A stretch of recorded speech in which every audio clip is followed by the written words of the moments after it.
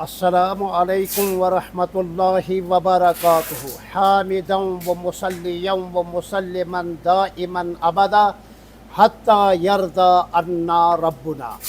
سامعین کرام، معزز ناظرین حضرات، اس وقت ہم الحاج رفیق محترم جناب عبد المنعم صاحب رحمانی حفظہ اللہ الباری کے دفتر میں بیٹھے ہوئے ہیں۔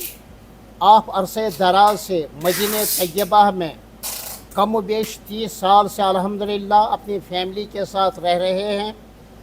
ماشاءاللہ خدمت کا جذبہ ہے۔ تجارت کے حوالے سے آپ کا یہاں رہنا ہے فیملی کے ساتھ۔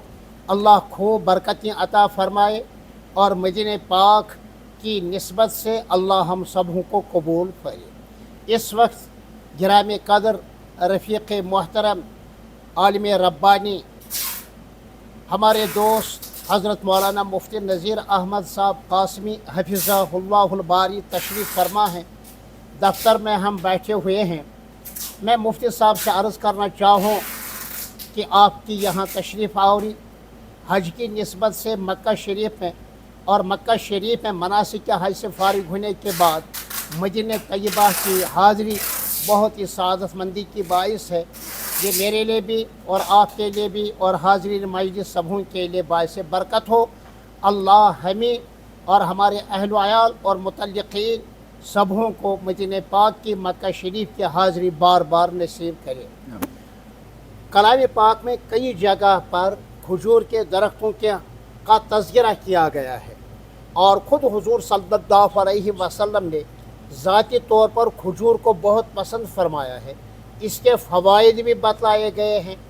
آپ کا معمولی مبارک کھجور کھانے کا بھی تھا۔ زمزم شریف کے ساتھ کھجور کا تناول کرنا بھی ثابت ہے۔ میں مفتی صاحب سے عرض کرنا چاہوں گا کہ خاص طور پر یہ جو مدینہ پاک کے کھجور ہیں اس حوالے سے ہمیں سامعین ناظرین کو کچھ علمی فائدہ عطا کریں تو آپ کا بہت شکریہ ہوگا۔ بسم اللہ الرحمن الرحیم۔ الحمدللہ علی نعمائہ والصلاة والسلام علی سیدنا و حبیبنا و شفیعنا و مولانا محمد سید الانام الی یوم القیامہ وعلی آلہ و اصحابہ اجمعین، اما بعد۔ زندگی کے وہ لمحے انتہائی قیمتی ہوتے ہیں جب ایمان والے کو مکہ المکرمہ اور مدینہ طیبہ حاضری نصیب ہو۔ کمزور سے کمزور ایمان والا بھی اس نعمت کے اثرات لازماً محسوس کرتا ہے کہ جب اسے مکہ المکرمہ اور پھر کعبہ شریف میں حاضری کا موقع ملے اور مدینہ طیبہ اور مسجد نبوی اور مدینہ کی سرزمین میں آنا نصیب ہو جائے۔ وہ انسان انتہائی خوش قسمت ہے کہ جس کو مدینہ طیبہ میں رہنا نصیب ہو، چاہے ہمیشہ کے لیے اور چاہے وقتی طور پر، لیکن قیام مدینہ طیبہ میں زندگی کے لمحے گزارنے، چاہے وہ عارضی ہی طور پر کیوں نہ ہو، بڑی سعادت مندی کی بات ہے۔ مدینہ طیبہ کی ہر چیز انتہائی قیمتی ہے، بلکہ ایمان والوں نے تو مدینہ طیبہ کی فضاؤں پر، مدینہ طیبہ کے پھولوں پر، مدینہ طیبہ کے کانٹوں پر، مدینہ طیبہ کے ذرات پر، مدینہ طیبہ کے ہر چیز پر اپنی محبتوں کے پھول نشاور کیے ہیں اور شاعریاں کی ہیں۔ دنیا کے کسی شہر پر ایسی شاعری محبت کی نہیں ہوا کرتی ہے، نہ کبھی ممکن ہے، جیسی شاعری اہل ایمان نے مدینہ شہر پر کی ہے۔ یاد مدینہ اور تذکرہ مدینہ خود ہماری اردو ادب کی صنفوں میں سے ایک اہم ترین صنف ہے، اور ایسی شاعری کسی شہر پر نہیں، حتیٰ کہ مکہ مکرمہ پر بھی نہیں۔ ایسی شاعری کھانے کعبہ بھی نہیں ہوئی جیسی شاعری مدینہ طیبہ روضہ اقدس پر ہوئی ہے۔ تو مدینہ طیبہ میں رہنا انتہائی خوش قسمتی کی علامت ہے، اور ساتھ میں بہت زیادہ احتیاط کی ضرورت ہے کہ آدمی اپنی آنکھوں کو کنٹرول میں رکھے، اپنی زبان کو کنٹرول میں رکھے، اپنی خیالات کو محفوظ رکھے، اور ایسی کوئی غلطی نہ ہونے پائے جس غلطی کے نتیجے میں مدینہ رہنا نعمتوں کے بجائے کسی سزا کا ذریعہ بن جائے۔ مدینہ طیبہ کی ہر چیز انتہائی قیمتی ہے۔ یہاں کی تو مٹی بھی خاک شفا ہے، اور نہ جانے کتنے ہی بیماروں کو یہاں کی مٹی سے شفا نصیب ہو جاتی ہے۔ رہا یہاں کی کھجوریں عظیم الشان نعمت ہے۔ قرآن کریم میں کھجوروں کا تذکرہ ہے اللہ کے نبی علیہ الصلوۃ والسلام کی حیات مبارکہ میں کھجوروں کا اتنا زیادہ تذکرہ ہے کہ جس کا احاطہ کرنا بھی مشکل ہے۔ حقیقت یہ ہے کہ کھجور اللہ کی قدرت کی بہترین نشانی ہے، صحت کے اعتبار سے انتہائی مفید، غذاؤں کے اعتبار سے انتہائی فائدہ مند، معاشی اعتبار سے انتہائی مستحکم چیز، اور نہ جانے کتنے اس کے فائدے ہیں، حتیٰ کہ اس کے گٹھلی کے بھی بے شمار فائدے ہیں۔ بہت ساری بیماریوں میں اس کی گٹھلی کے پاؤڈر کو استعمال کرایا گیا ہے۔ ہمارے بزرگوں کی تاریخ میں کھجوروں کے متعلق جو عجیب عجیب واقعات ملتے ہیں، ایمان افروز اور حیرت انگیز ہوتے ہیں۔ میں نے یہ واقعہ متعدد اپنے بڑوں سے سنا ہے اور کسی جگہ کتاب میں پڑھا بھی ہے، جس کا نام اس وقت مجھے یاد نہیں ہے، کہ حضرت مولانا رشید احمد گنگوہی نور اللہ وبرکاتہ کی خدمت میں یہاں مدینہ طیبہ سے ایک صاحب پہنچے ہیں۔ اس زمانے میں چونکہ مشکلات کا سفر ہوا کرتا تھا تو یہاں سے زیادہ کوئی لے کر نہیں گئے، جو تھوڑی سی کھجوریں لے کر کے گئے ہیں، تو حضرت گنگوہی کو ایک کھجور انہوں نے بطور تحفہ کے پیش کی۔ حضرت گنگوہی نور اللہ وبرکاتہ سوچنے لگے اس ایک کھجور کو ہم کیسے استعمال کریں گے۔ بہت غور کرنے کے بعد پھر ترکیب یہ ذہن میں آئی کہ ایک بہت بڑا ڈرم پانی منگوایا اور اس میں پانی سے بھر دیا اور وہ کھجور اس پانی ڈرم کے اندر ڈال دی۔ اب وہ جو کھجور اس میں رہی، ایک آدھ دن تک کھجور اسی میں رہی، ظاہر ہے کھجور کی مٹھاس اس ڈرم میں ضرور آئی ہوگی، مگر وہ محسوس کرنے کی چیز نہیں ہے، کیونکہ ایک کھجور سے پورا ایک ڈرم کیا میٹھا ہوا ہوگا۔ اس کے بعد پورے قصبہ گنگو اور اپنے تمام متعلقین کو اس ڈرم میں سے تھوڑا تھوڑا پانی نوش کرایا گیا۔ ہزاروں انسانوں نے اس پانی کو نوش کیا۔ اس کے بعد وہ جو کھجور کی گٹھلی نکلی، وہ کھجور کی گٹھلی نکال کر کے اس کو پیسا گیا۔ پیسنے کے بعد اس کا پاؤڈر بنایا، پھر 2-4 کلو کے بقدر سرما بنایا اور وہ پاؤڈر جو ہے وہ سرمے میں ملایا اور وہ چھوٹی چھوٹی شیشوں میں بھرا اور ہزاروں انسانوں کو وہ سرما پہنچایا گیا۔ اور اس طرح سے گویا مدینہ طیبہ کی ایک ایک چیز کی عظمت کا اندازہ ہو سکتا ہے کہ ہمارے بزرگوں نے کیسے یہاں کی ایک ایک چیز کو آنکھوں سے لگایا۔ اور حقیقت بھی یہی ہے، جس چیز کی نسبت اللہ کے نبی کے مقدس شہر کی ساتھ ہو وہ چیز انتہائی قیمتی ہے۔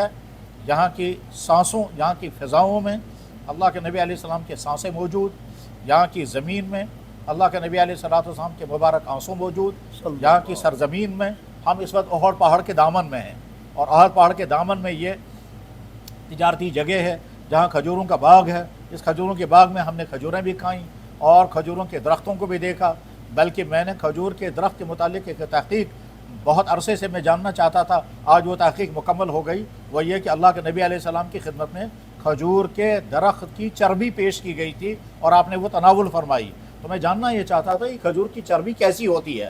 چنانچہ ہمارے بھائی عبد المنیم صاحب نے بتایا کہ کھجور کے درخت کی جڑ کے اندر کھوکھلا پن ہوتا ہے، اس کھوکھلے کے اندر، اس کھوکھلے پن کے اندر ایک چربی ہوتی ہے، بالکل اسی طرح سے جیسے ناریل کے اندر سے چربی نکلتی ہے وہی۔ اور یہ حدیث میں اس کا تذکر آتا ہے، جب اللہ کے نبی علیہ السلام کی خدمت میں کھجور کی چربی پیش کی گئی، اس وقت آپ نے فرمایا تھا کہ درختوں میں سے ایک درخت ایسا ہے جس کی مثال ایمان والے کی مثال ہے، بتاؤ وہ کون سا درخت ہے؟ اس حدیث میں کھجور کی چربی کا تذکرہ ہے۔ تو آج وہ کھجور کی چربی سمجھنے کا مجھے موقع ملا۔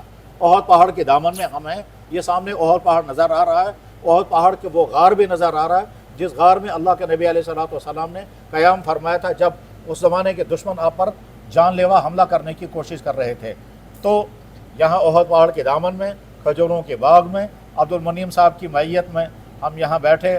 اللہ تعالیٰ شانہ مدینے کے برکات عطا فرمائیں، یہاں کا رہنا ان کے لیے برکتوں کا ذریعہ بنے اور ہم کو بھی یہاں رہنے کا سلیقہ نصیب ہو، اور یہاں سے وہ نعمت، ایمان والی نعمت، اتباع رسول والی نعمت اور اللہ کے نبی کا خاص تعلق والی نعمت لے کر کے ہم جائیں اس طرح سے کہ وہ دنیا اور آخرت میں ہم سب کے لیے رحمتوں کا، برکتوں کا اور کامیابیوں کا ذریعہ بنے۔ وآخر دعوانا ان الحمدللہ رب العالمین برحمتک یا ارحم الراحمین آمین۔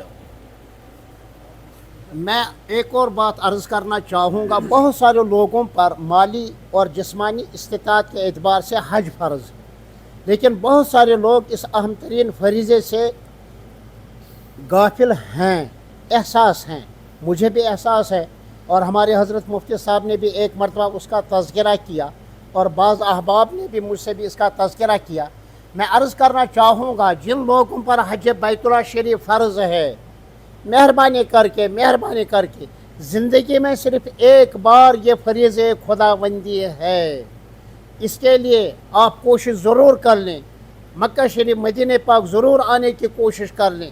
جن پر حج بیت اللہ شریف فرض ہے اور اب تک وہ اس فریضے کو انجام نہیں دے سکے، میں ان سے عرض کرنا چاہوں گا ان کی ٹھٹی پکڑ کر کم سے کم ایک مرتبہ اس فریضے کو آپ انجام دی، اس لیے کہ حدیث میں استطاعت کے باوجود حج بیت اللہ شریف نہ کرنے پر بڑی سخت وعید آئی ہے۔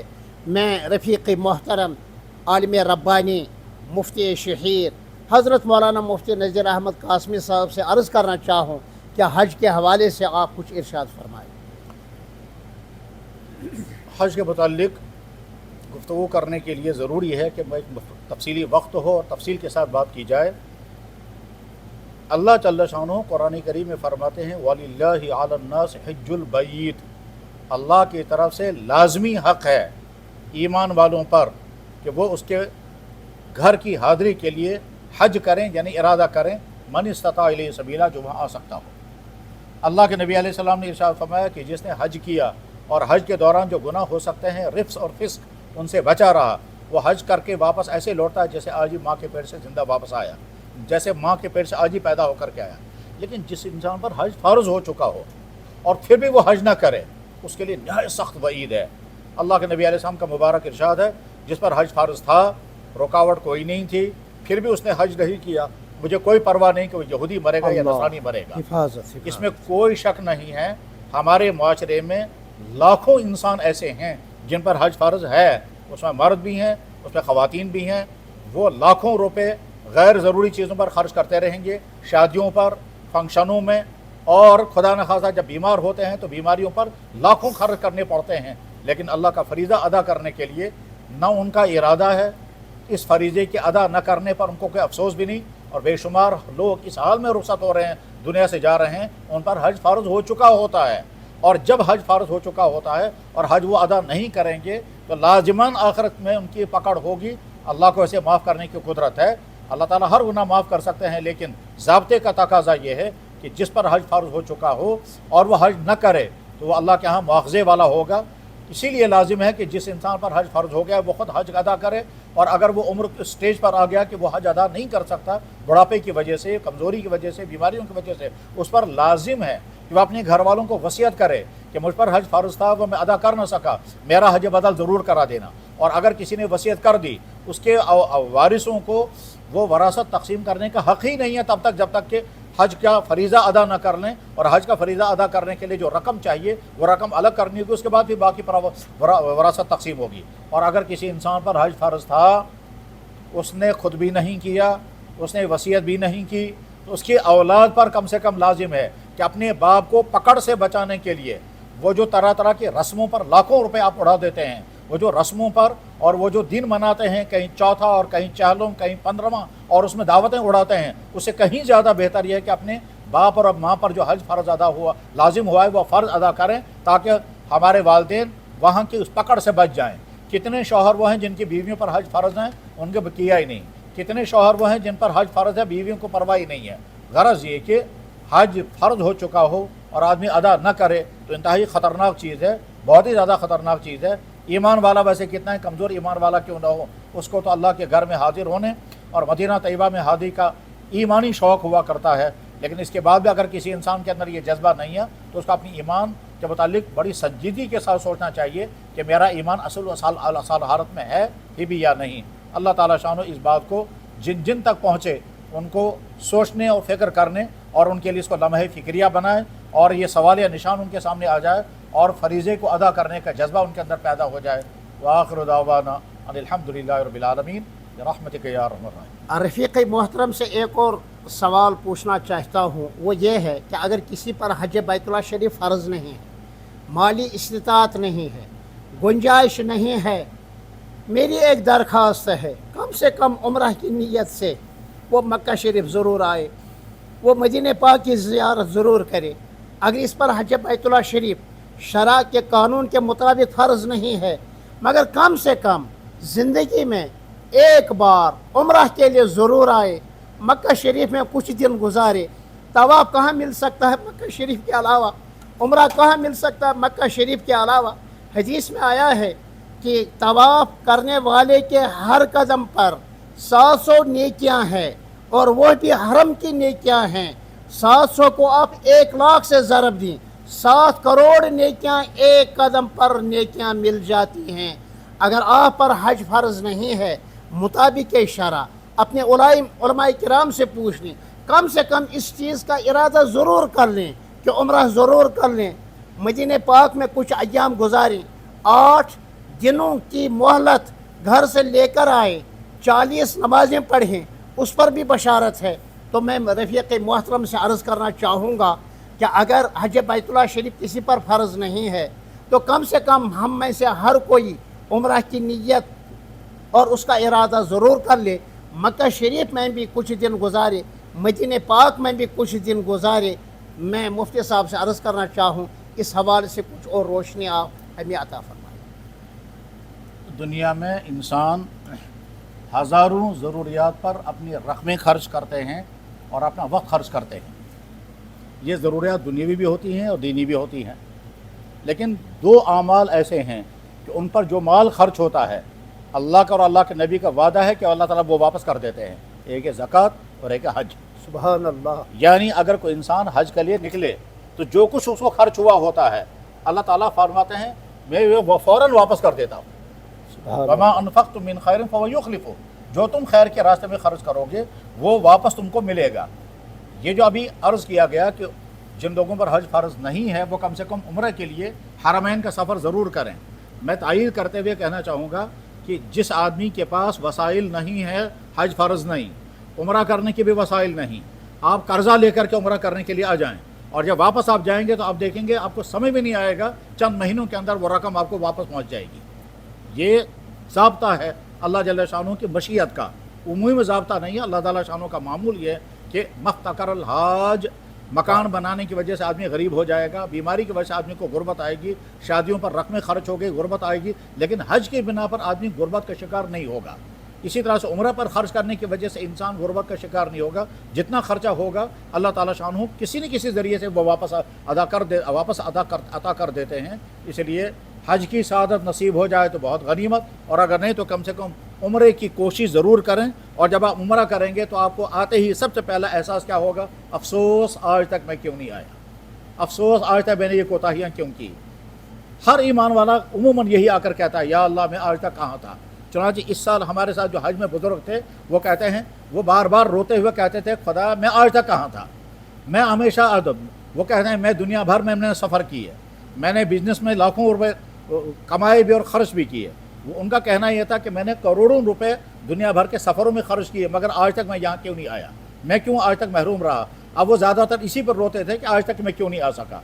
तो मक्का मुकर्रमा मदीना तैयबा हाजिर होने पर इंसान के ईमानी जज्बात का इजहार इसी तरह से होता है कि इंसान सोचता है आज तक मैं क्यों नहीं आया। इसलिए कोशिश करना चाहिए हर ईमान वाला यहाँ ज़रूर हाजिर हो।